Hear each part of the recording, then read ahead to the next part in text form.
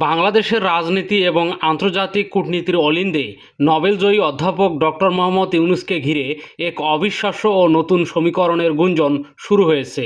অন্তর্বর্তীকালীন সরকারের প্রধান উপদেষ্টা হিসেবে দায়িত্ব পালনের পর দৃশ্যপট থেকে তার বিদায় ঘটলেও তিনি মূলত হাল ছাড়েননি। সংশ্লিষ্ট রাজনৈতিক বিশ্লেষকদের মতে একজন উচ্চবিলাসী রাজনৈতিক ব্যক্তিত্বের সমস্ত রেকর্ড ছাপিয়ে ডক্টর ইউনূস এবার এক অসম্ভবকে সম্ভব করার প্রক্রিয়ায় রয়েছে।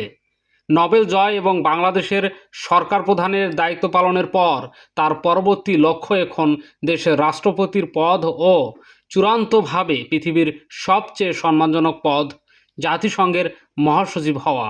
আন্তর্জাতিক অঙ্গনে তাকে নিয়ে শুরু হওয়া এই আলোচনাকে মোটেও অমূলক বা হালকা করে দেখার সুযোগ নেই। ডক্টর ইউনূসকে বাংলাদেশের রাষ্ট্রপতি এবং পরবর্তীতে জাতিসংঘের মহাসচিব করার এই সুদূর প্রসারী প্রক্রিয়ার অন্যতম প্রধান অনুঘটক হিসেবে কাজ করেছেন ডক্টর খলিলুর রহমান। একসময় বাংলাদেশের পররাষ্ট্র মন্ত্রণালয়ে কর্মরত এবং দীর্ঘদিন প্রবাসে থাকা খলিলুর রহমানকে কার্যত ডক্টর ইউনূস এই দেশের মূলধারার রাজনীতি ও কূটনীতিতে ফিরিয়ে এনেছেন এবং প্রতিষ্ঠিত করেছেন। বর্তমানে খলিলুর রহমান জাতিসংঘ সাধারণ পরিষদের সভাপতি নির্বাচিত হয়েছেন। কূটনীতিক সূত্র অনুযায়ী জাতিসংঘের পরবর্তী মহাসচিব পদের নির্বাচনটি সাধারণ পরিষদের অধীনে এবং খলিলুর রহমানের প্রত্যক্ষ তত্ত্বাবধানেই অনুষ্ঠিত হবে। ফলে ডক্টর ইউনূসের পথ সুগম করতেই তিনি সেখানে বড় ধরনের প্রাতিষ্ঠানিক মেকানিজম বা কৌশল খাটানোর সুযোগ পাবেন। ফলে রাজনৈতিক বিশ্লেষকরা মনে করেন এই বিষয়টিকে খলিলুর রহমানের একক বা ব্যক্তিগত অর্জন হিসেবে দেখার সুযোগ নেই। এর পেছনে মার্কিন যুক্তরাষ্ট্রের প্রত্যক্ষ সমর্থন রয়েছে। যুক্তরাষ্ট্র সেখানে নিজেদের বিশ্বস্ত লোক বসিয়ে এবং ওয়াশিংটনের অত্যন্ত ঘনিষ্ঠ হিসেবে পরিচিত খলিলুর রহমান মার্কিন সুনজরকে কাজে লাগিয়ে এই অবস্থানে এসেছেন। এতএব যে পরাশক্তি খলিলুর রহমানকে সাধারণ পরিষদের সভাপতি বানাতে পেরেছেন তাদের পক্ষে ডক্টর ইউনূসকে জাতিসংঘের মহাসচিব পদে আসীন করা মোটেও অসম্ভব নয়। আর যিনি বিশ্বমঞ্চের এই সর্বোচ্চ পদের দৌড়ে রয়েছেন তার জন্য বাংলাদেশের রাষ্ট্রপতি হওয়া কোনো বড় বিষয় নয় বলেই মনে করা হচ্ছে। ডক্টর ইউনূসের এই আন্তর্জাতিক রূপান্তরকে কেন্দ্র করে ইতিমধ্যে বিশ্বজুড়ে শত কোটি বিলিয়ন ডলারের নানামুখী কার্যক্রম ও তৎপরতা শুরু হয়েছে। বাংলাদেশ নিয়ে কাজ করা পৃথিবীর প্রভাবশালী থিঙ্ক ট্যাঙ্কগুলো এখন ডক্টর ইউনূসের পক্ষে ব্যাপকভাবে সক্রিয় হয়ে উঠেছে।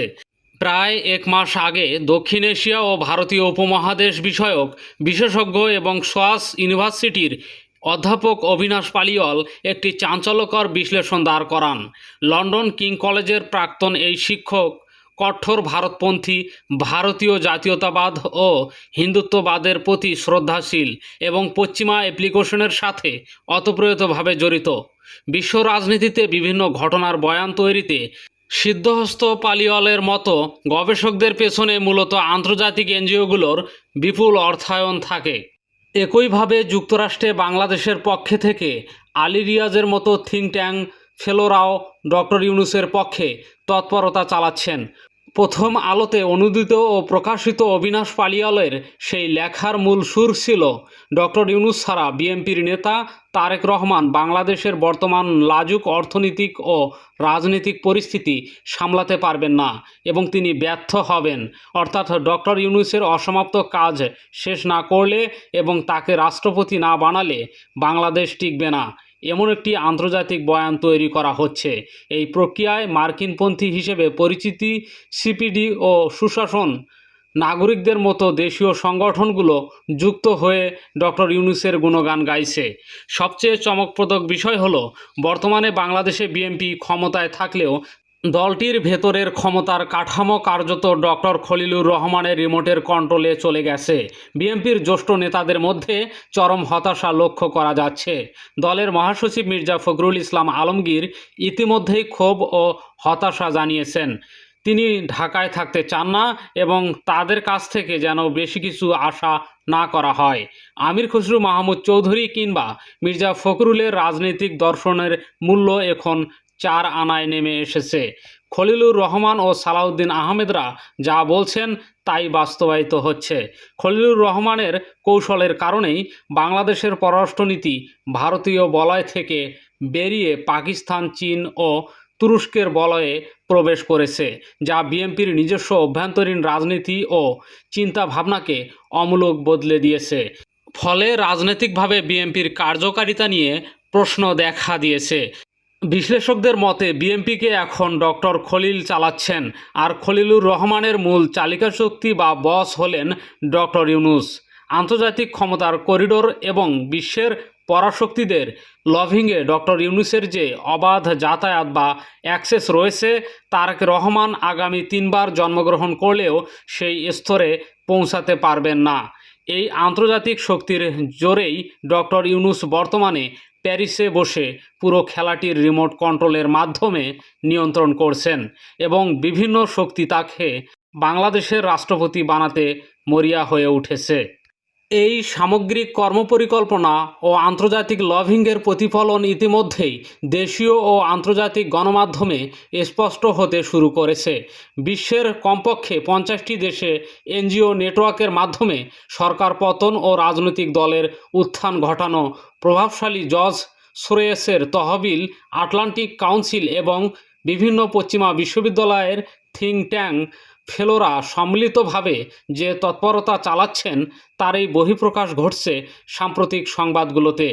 বাংলাদেশের শীর্ষস্থানীয় গণমাধ্যম যেমন মোহনা টিভি, দৈনিক ইত্তেফাক সহ প্রথম সারির সংবাদ মাধ্যমগুলো জোরসোরে খবর প্রকাশ করছে যে বিশ্বমঞ্চে নতুন সমীকরণে জাতিসংঘের পরবর্তী মহাসচিব পদে দেখা যেতে পারে অধ্যাপক ডক্টর মোহাম্মদ ইউনূসকে।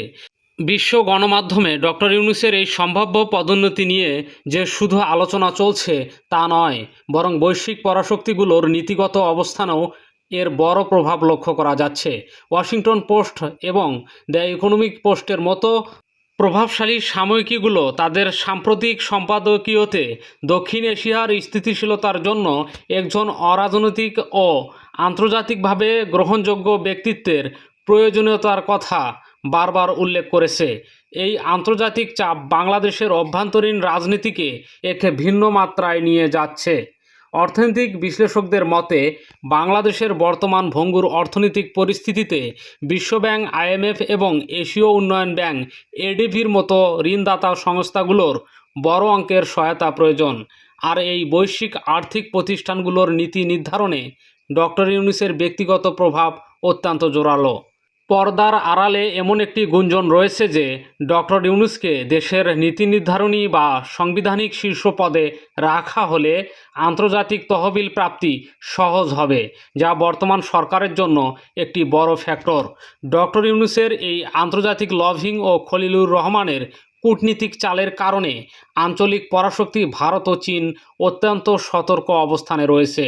ভারতের সাউথ ব্লক ডক্টর ইউনূসের এই উত্থান এবং বাংলাদেশের পররাষ্ট্রনীতি পাকিস্তান, তুরস্ক বলয়ে চলে যাওয়ার বিষয়টিকে গভীর উদ্বেগের সাথে দেখছে।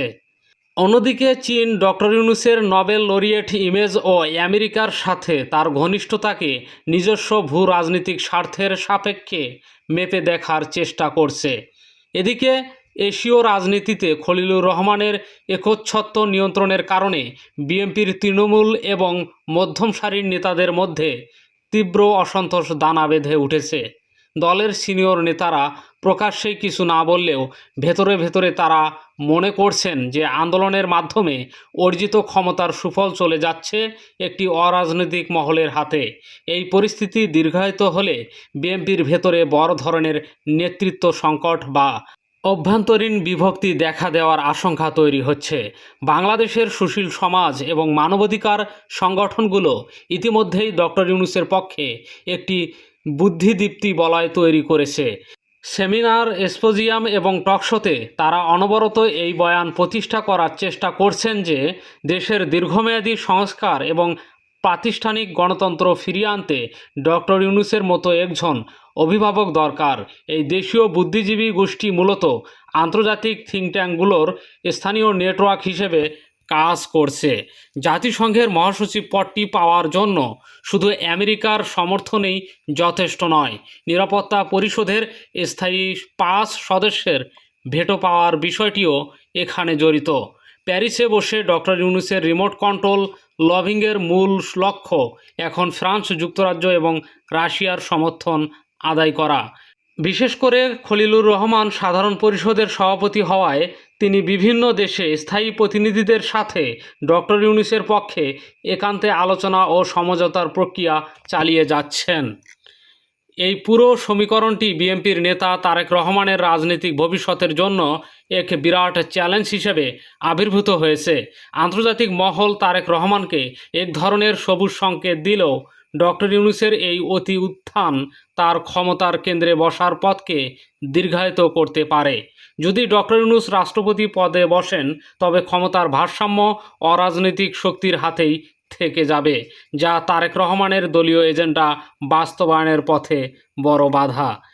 পরিশেষে বলা যায়, ডক্টর মোহাম্মদ ইউনূসকে ঘিরে যে বৈশ্বিক ও অভ্যন্তরীণ ছক তৈরি করা হয়েছে তা বাংলাদেশের ইতিহাসে নজিরবিহীন। খলিলুর রহমানের কূটনীতিক মেকানিজম, জর্জ সোরেসের মতো বিলিনিয়ারদের অর্থায়ন এবং পশ্চিমা পরাশক্তিগুলোর কৌশলগত সমর্থন সব মিলিয়ে ডক্টর ইউনূসের এই নব উত্থান কেবল বাংলাদেশের রাষ্ট্রপতি পদের মধ্যেই সীমাবদ্ধ নয়। এর চূড়ান্ত গন্তব্য নিউ ইয়র্কের জাতিসংঘের সদর দপ্তর, যা বিশ্বমঞ্চে বাংলাদেশের অবস্থানকে চিরতরে বদলে দিতে পারে। দর্শক, পুরো বিষয়টিকে আপনি কিভাবে মূল্যায়ন করছেন কমেন্ট বক্সে আপনার মতামত জানান। আর এই চ্যানেলে নতুন হয়ে থাকলে অবশ্যই সাবস্ক্রাইব করে বেল আইকনটি চেপে রাখুন। ধন্যবাদ।